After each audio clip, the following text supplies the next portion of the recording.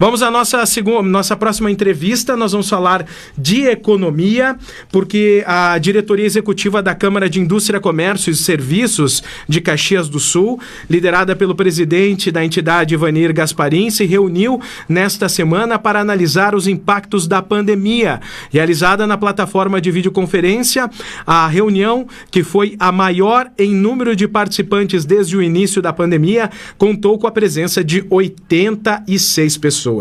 Os temas giraram em torno dos reflexos, é claro, da pandemia de Covid-19 na economia e também na saúde. Para repercutirmos um pouco mais sobre este assunto, recebemos também a economista Maria Carolina Gulo, que é diretora de Economia, Finanças e Estatísticas da SIC.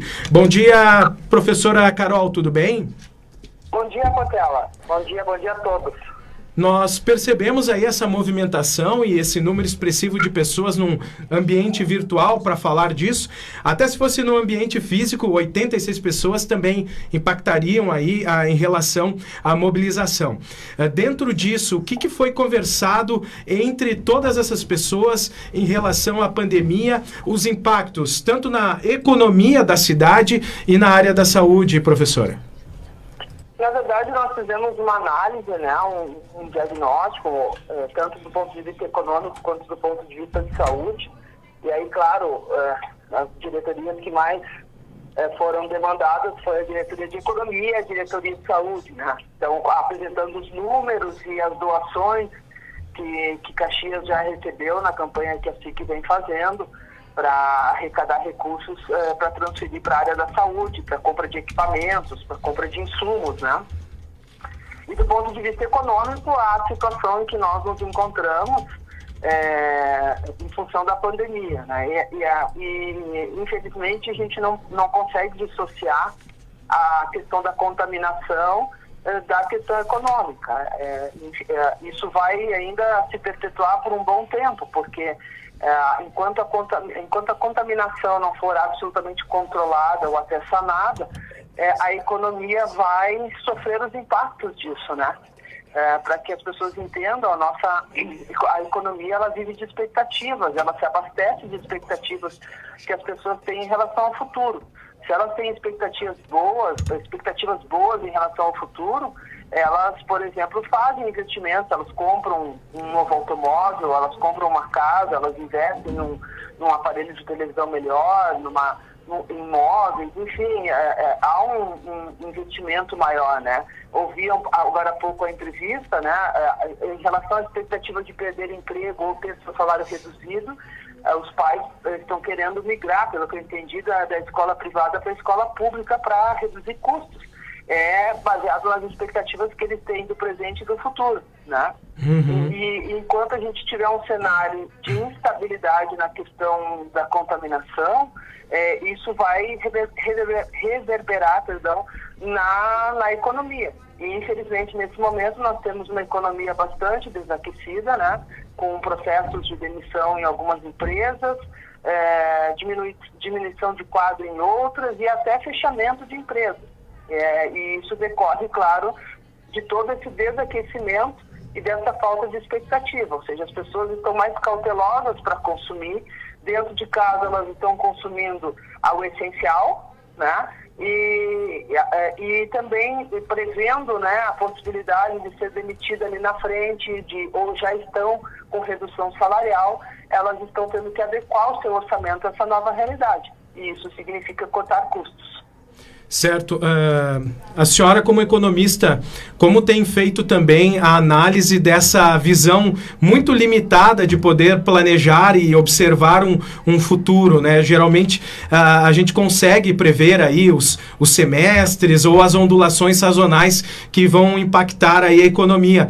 Como é o papel do economista no meio de uma pandemia, professora Carol? Olha, o nosso papel, né, nesse momento é fazer o diagnóstico do cenário e ajudar a encontrar soluções, né, a buscar soluções que possam minimizar. A gente sabe que uma solução mágica não existe e, como eu disse, né, não tem como dissociar a contaminação da questão econômica. Eu quero crer que, nesse caso, um medicamento, né, que pudesse tornar o tratamento com índices mais baixos de letalidade, de sofrimento, poderia ajudar na recomposição da economia. E, claro, o ideal seria a vacina, mas isso a gente sabe que antes do ano que vem, dificilmente nós teremos essa vacina. Então, a tendência é que a gente, ao longo desse ano, continue com essa instabilidade. Então, o nosso papel, enquanto economistas, é buscar soluções, ajudar a buscar soluções que possam minimizar esse sofrimento, tanto do ponto de vista econômico, ou seja, encontrar soluções para que as empresas possam se readequar, para que elas possam tentar manter o emprego, para que as pessoas, na medida que elas têm um pouco mais de garantia no seu emprego, lá naquela empresa X, elas vão se sentir mais confortáveis para consumir, para conseguir fazer alguns gastos que antes elas não pensavam em fazer, e esse processo todo acaba melhorando os indicadores econômicos. Então, nosso papel é tentar ajudar a buscar as soluções junto não só às empresas, mas aos governos também, porque nesse momento o papel do governo é importante, seja ele municipal, estadual ou federal, né? Nesse momento, as políticas são sim keynesianas, como a gente comenta, né? Em que o governo tem que auxiliar nesse processo de manutenção dos empregos. A senhora entrou agora numa seara da questão do governo, né? Como a senhora também, como economista, tem visto aí as movimentações do governo estadual, do governo estadual, federal e municipal. E mais uma pergunta junto com esta.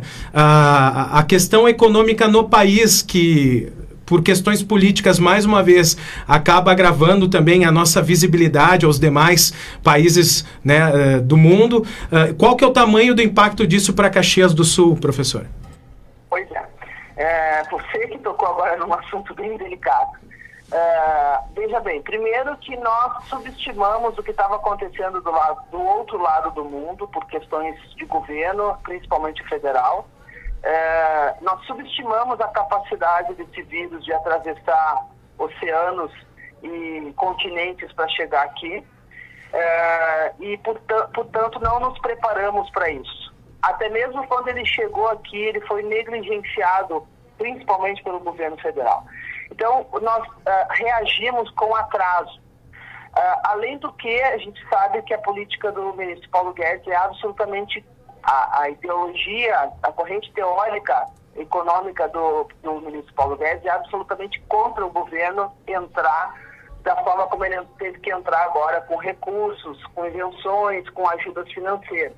Isso vai contra a forma de pensar e de soluções que o ministro tem. Então, ele também foi reativo nesse sentido, e houve uma demora muito grande do governo em estender a mão e entender a gravidade do processo que estava chegando, né, do processo que já estava tomando conta.